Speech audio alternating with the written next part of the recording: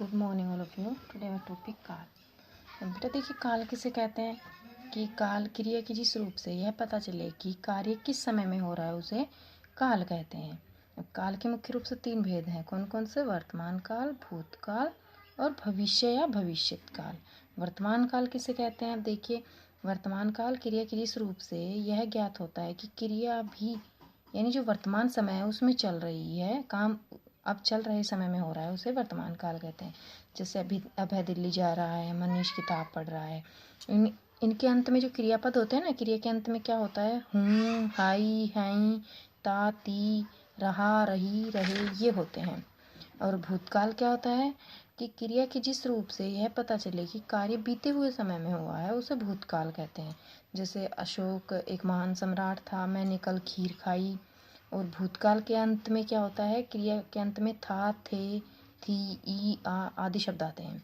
भविष्य काल क्या होता है कि क्रिया के जिस रूप से यह ज्ञात होगी क्रिया आने वाले समय में होगी, यानी ना तो पीछे हुई है ना अब वर्तमान समय में हो रही है, लेकिन आने वाले समय में होगी, उसे भविष्यत काल या भविष्य काल कहते हैं। जैसे ना गर्मी की छुट्टियों में हम नानी के यहाँ जाएंगे, मैं आज सिनेमा देखने जाऊँगा, वह कल दिल्ली से आएगा, आदि। और इनके अंत में क्या होता है?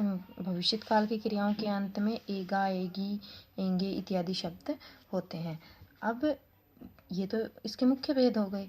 अब इनके उपभेद और किए गए हैं कि वर्तमान काल के 3 भेद होते हैं: सामान्य वर्तमान काल, संदिग्ध और अपूर्ण वर्तमान काल। भूतकाल के 6 भेद होते हैं: सामान्य, आसन, पूर्ण, अपूर्ण, संदिग्ध, हेतु, हेतुमद। भूतकाल।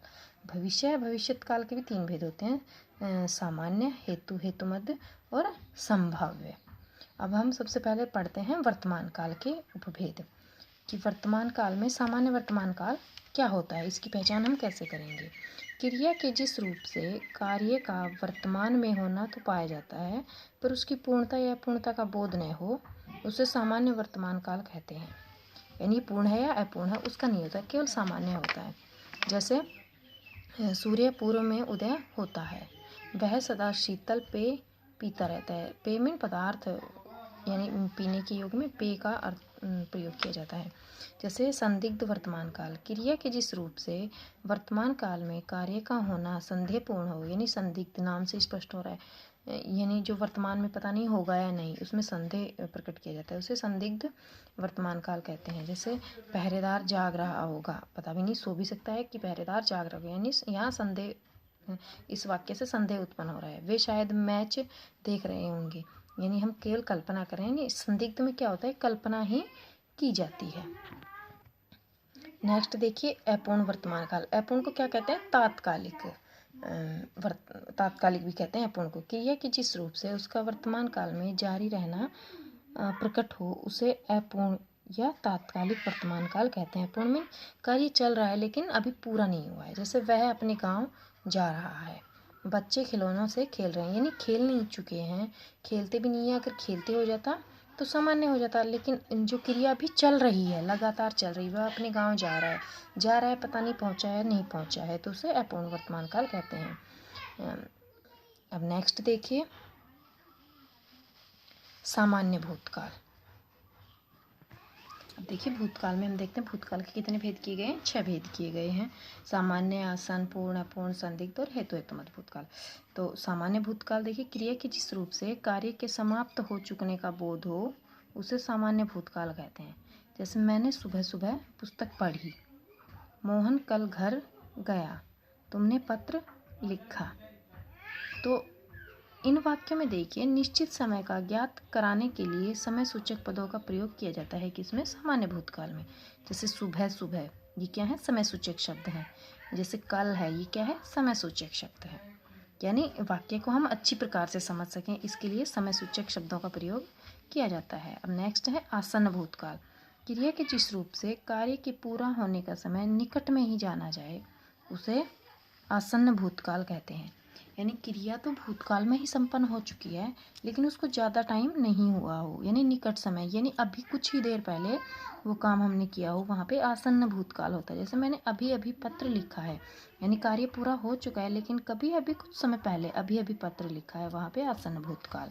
मोहन अभी घर गया है, यानी घर जा चुका है, लेकिन कब गया है? अभी गया, यानी कुछ समय पहले ही गया है, तो वहाँ पे भी आसन्न भूतकाल। बच्चा सो गया है, इसमें भी आसन्न भूतकाल। नेक्स्ट है पूर्ण भूतकाल, कि क्रिया की जिस रूप से यह ज्ञात हो कि कार्य का समय समाप्त हुए अधिक समय बीत गया है, उसे पूर्ण भूतकाल कहते हैं। अब देखिए, अभी हमने आसन्न में क्या पढ़ा कि कार्य तो भूतकाल में ही पूरा हो चुका है, लेकिन समय अभी यानी कुछ समय पहले हुआ है। लेकिन पूर्ण भूतकाल में यानी बहुत समय हो गया है, बहुत समय पहले हमने वो काम कर लिया है, वहाँ पे पूर्ण भूतकाल। जैसे मैंने पुस्तक पढ़ी थी, यानी पढ़ चुका था। वर्षा न होने से फसल सूख चुकी थी, ये पूर्ण भूतकाल है। यानी इसमें क्रिया के समय को काफ़ी, यानी काम के जो काम का समय होता है ना, उसे काफ़ी टाइम हो जाता है, वहाँ पे पूर्ण भूतकाल होता है। अब देखिए, इसमें क्या है कि पूर्ण भूतकाल में मुख्य क्रिया व सहायक क्रिया दोनों भूतकाल में होती हैं। जैसे मुख्य क्रिया, सहायक क्रिया। पढ़ी, ये मुख्य क्रिया है, थी ये सहायक क्रिया है। इसी तरह चुकी इसमें मुख्य क्रिया है और थी इसमें सहायक क्रिया है। तो पूर्ण भूत में आपको ध्यान रखना है कि पूर्ण भूत में दो क्रियाएं होती है, एक मुख्य क्रिया, एक सहायक क्रिया। दोनों ही कौन से काल में होती है? भूतकाल में होती है। अब देखिए अपूर्ण भूतकाल, इसमें देखते हैं हम, क्रिया के जिस रूप से यह मालूम पड़े कि भूतकाल में जो कार्य जारी था वह अभी पूरा नहीं हुआ हो, उसे अपूर्ण भूतकाल कहते हैं। जैसे सोहन क्रिकेट खेल रहा था, लेकिन अभी नहीं पता कि अभी खेल चुका है या अभी खेल ही रहा है, यानी खेल रहा था। यानी जो भूतकाल है, पास्ट का टाइम है, वो क्रिया उसी समय से चली आ रही है। लाखों वर्ष पहले पृथ्वी पर डायनासोर रहते थे, अब भी रहते हैं, लेकिन लाखों वर्षों पहले भी रहते थे। यानी ये क्रिया लगातार भूतकाल से चली आ रही है, इनमें अपूर्ण भूतकाल होता है। संदिग्ध भूतकाल में देखिए, जिस भूतकाल की क्रिया के होने में संदेह हो उसे संदिग्ध भूतकाल कहते हैं। यानी नाम से स्पष्ट हो रहा है कि लगता है वह ठीक समय पर पहुंच गया होगा। यानी केवल इस संदिग्ध में हम कल्पना भी करते हैं, रोहन मेरे घर आया होगा, यानी हम अपने आप से ही पूछ रहे हैं कि वो आया होगा। देखिए संदिग्ध में कैसे होता है कि संदिग्ध भूतकाल में मुख्य क्रिया भूतकाल में और सहायक क्रिया भविष्य काल में होगी। मुख्य क्रिया इसमें गया है, ये किसमें है? भूतकाल में, और सहायक क्रिया होगी ये भविष्य काल में है। और इसी तरह रोहन मेरे घर आया होगा, तो आया भूतकाल में और होगा भविष्य काल में। हमने पूर्ण में क्या पढ़ा था कि पूर्ण में तो दोनों क्रियाएं, मुख्य क्रिया और सहायक क्रिया, दोनों किस में होती है? भूतकाल में होती है। लेकिन संदिग्ध भूतकाल में क्या होती है कि जो मुख्य क्रिया होती है वो भूतकाल में होती है और जो सहायक क्रिया होती है वो भविष्य या भविष्यत काल में होती है। नेक्स्ट है हेतुमत भूतकाल, जिस भूतकाल में एक क्रिया का होना दूसरी क्रिया पर अवलंबित हो उसे हेतुमत भूतकाल कहते हैं। अवलंबित मीन्स आश्रित हो, यानी एक क्रिया के बिना दूसरी क्रिया का होना संभव है, यानी एक क्रिया दूसरी क्रिया पर आश्रित होती है, वहाँ हेतुमत भूतकाल होता है। तुम आते तो पुस्तक पाते, यदि तुम परीक्षा देते तो अवश्य उत्तीर्ण होते। यानी आप ये लगा लीजिए कि हेतुमत भूतकाल में शर्त के अनुसार काम होता है कि अगर तुम ये करते तो ये हो जाता, अगर ये करते तो ये हो जाता।